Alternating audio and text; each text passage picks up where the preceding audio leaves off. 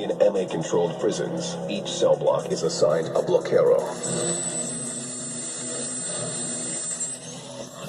The bloqueros collect taxes and enforce order.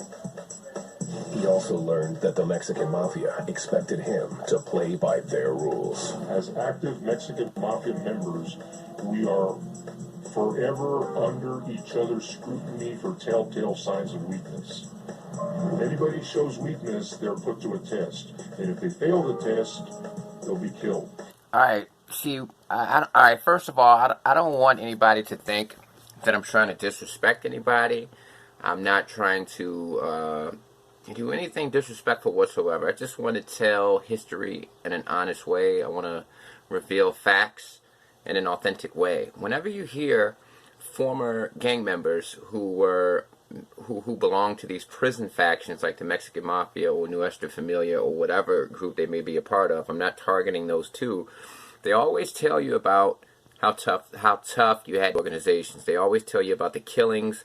They always tell you about the drug dealing and things like that. But what they never tell you about is one of the most financially rewarding elements of prison hustles, which is prostitution. You never hear people actually come out and say, hey, yeah, we were actually into prostitution behind the walls. Not prostituting themselves, but prostituting inmates who they made some sort of deal with. You know, you may encounter somebody who may be under your gang's jurisdiction who may be willing to be prostituted, and then you make some type of deal with them and you prostitute them. And whenever you watch a Mexican Mafia documentary or a prison gang documentary, you always hear this one phrase: they took over the drug dealing in the prison, and they also took over the prostitution in the prison.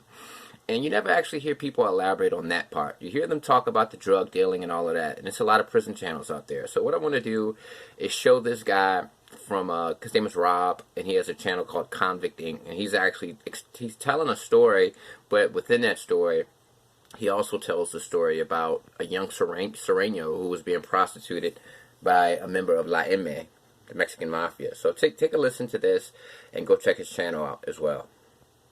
Jimmy wasn't agreed because he wanted to get high, and he got high. I did the paper, and I did the paper. During that same time, there was a Sureno that got turned out, and that means that for whatever reason, I think the guy said he was the Sureno kid said he was gay or whatever, and Negro started having dudes suck his dick through the bean slot. That's real shit, and it's not me just saying this.